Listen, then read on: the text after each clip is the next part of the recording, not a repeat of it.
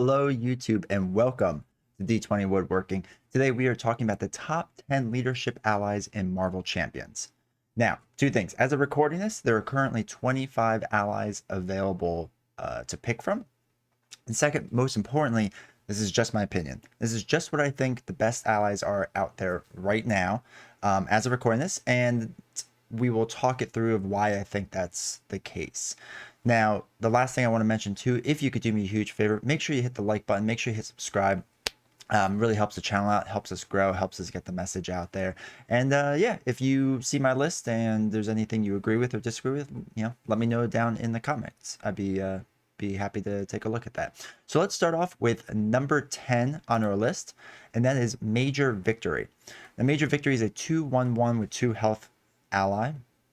His special ability allows him to, when he's defeated, to choose a guardian character and ready that character. Now, in certain circumstances, this could be really great, right?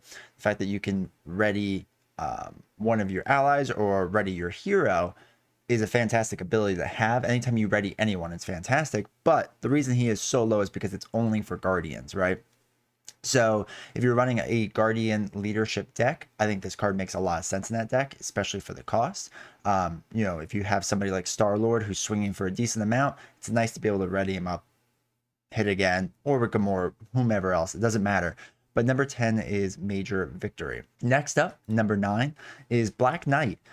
Black Knight's a 3/1/2 cost with 3 life, and Black Knight used to be much higher up on my list because of his special ability that his basic attack gains piercing, right? It knocks tough status off.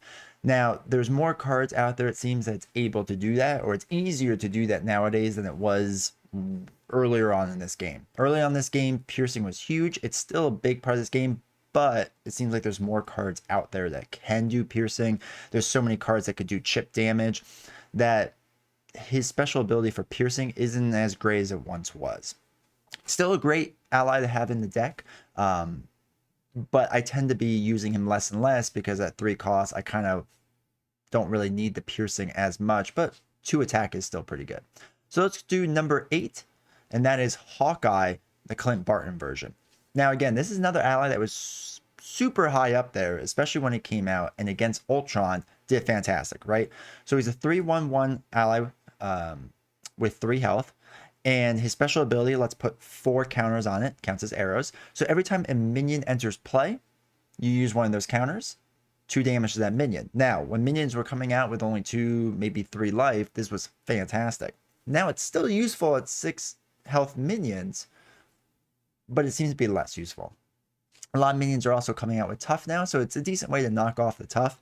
But where this card really shines is against Ultron.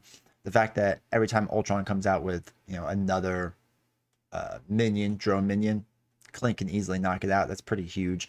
But I think, again, as minions get beefier, as some of the other allies in these decks get better, Clint's fallen a little bit down on the list. So that's number 8 is Hawkeye. 7 is AntMan Hank Pym version. So he's 0 cost, 2/2 with 0 life.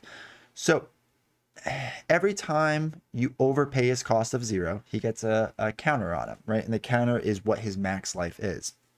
So this can be a great time when you just need a cheap attack, cheap blocker, and you just use your extra 2 cards that you have, throw them away. You have a double, throw it away. Or if you want a really beefy Ant-Man, you can do that. There's a lot of versatility with this card.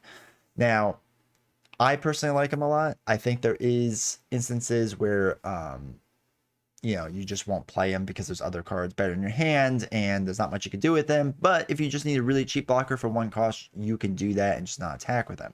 The other thing I like about this card is a lot of other cards that are like this, you have to overpay with a certain resource. Not with this version. Just whatever you have, you can overpay. And to me, that's a part of the versatility of AntMan Hank Pym version. Number 6 is US Agent.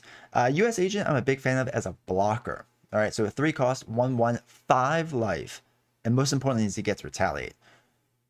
Now, minions are swinging harder. Villains are swinging harder. But if you have an easy minion out there, you have a light hitting minion, there are ways to slowly take him out with this card alone, right? You block with US Agent, he survives, he retaliates. I think that's fantastic.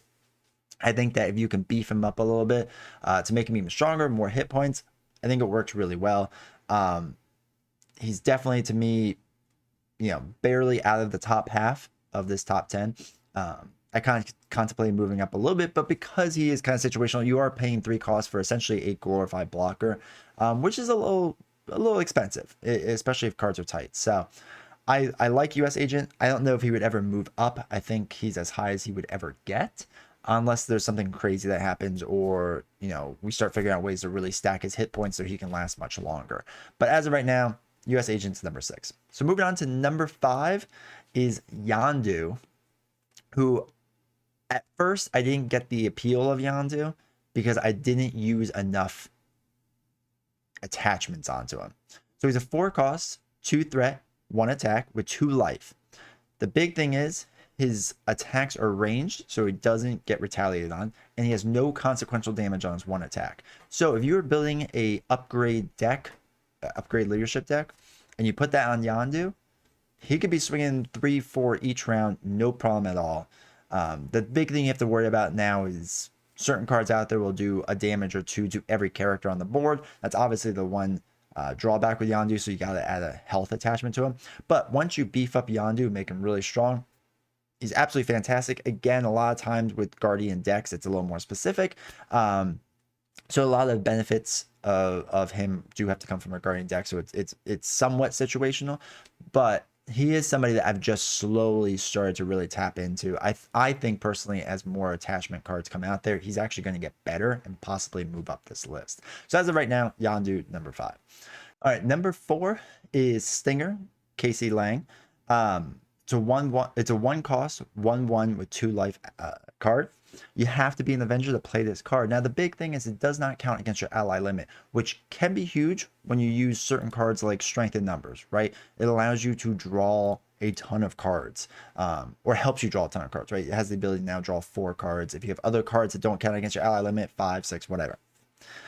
To me, Stinger's a great option for a quick attack, quick block, right? At 1 cost, I think that's a great value, and especially again, if it's not counting against your ally limit, there's no reason to not throw Stinger out there. Again, I think Stinger is in a situation where this is probably as high as this card is going to get at number 4. I do see this card dropping down, but I think for the foreseeable future, it will still be in the top 10. So next up, number 3 is Squirrel Girl, one of my favorite cards.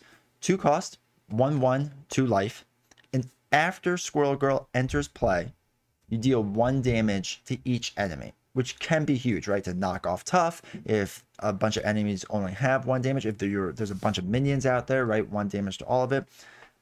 To me, this card can be worth it, especially coming out at 2 costs. Essentially, even if there's only a villain, it's doing 1 damage to that villain, 1 attack, then it's a blocker. At 2 costs, I'll take that every single time. I'm a big fan of Squirrel Girl. She's usually in most of my decks. But yeah, I think overall great card. I think she stays in the top 10 moving forward for the foreseeable future.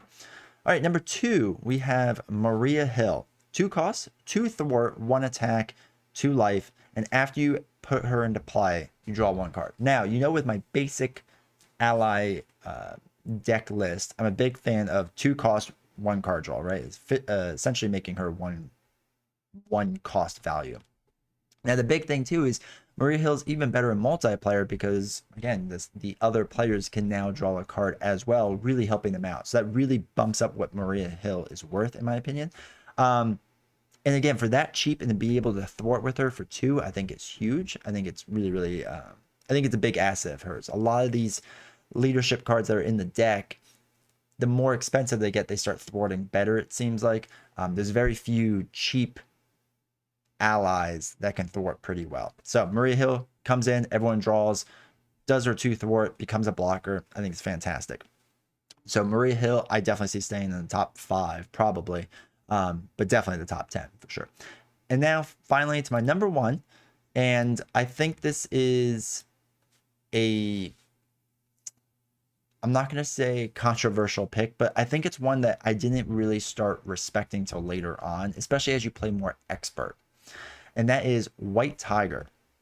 So White Tiger is a 3 cost, but 2/2 with 2 life. Now, the biggest thing against her is the 2 life, right?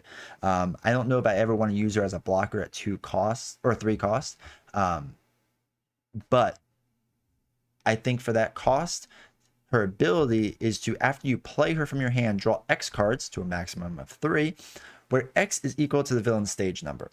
If the villain has no stage number, it's a 1 minimum. Now, if you're playing on normal, I think drawing 1 card for the cost of 3 and doing 2, it's okay at best. I think where this shines is if you can play her, especially against an expert villain, where you can draw 3 cards from her 3 costs, do 2 damage or 2 thwart, and then, if need be, then you can use her as a blocker on stage 3, because usually stage 3 villains are hitting pretty hard, right? I think that's where she comes in and is really, really, really good. I think on stage 2 expert, she's not as bad. Maybe I don't use her as a blocker. It depends on how bad the attack is. But yeah, I think at first glance, a lot of people say this card's too expensive, only at 2 health. But when you get the decent card draw and the ability to do more with her, I think she's absolutely worth it. So my number 1 card overall is White Tiger. But before you go really quick, if you don't mind, make sure to check out my other videos. I have a top 10 of Justice cards, and I have a top 10 of Aggression ally cards. So make sure to check them out, compare them, and see if you like them. And, make sure you like and subscribe to this video. It really helps. So thanks. Have a good one.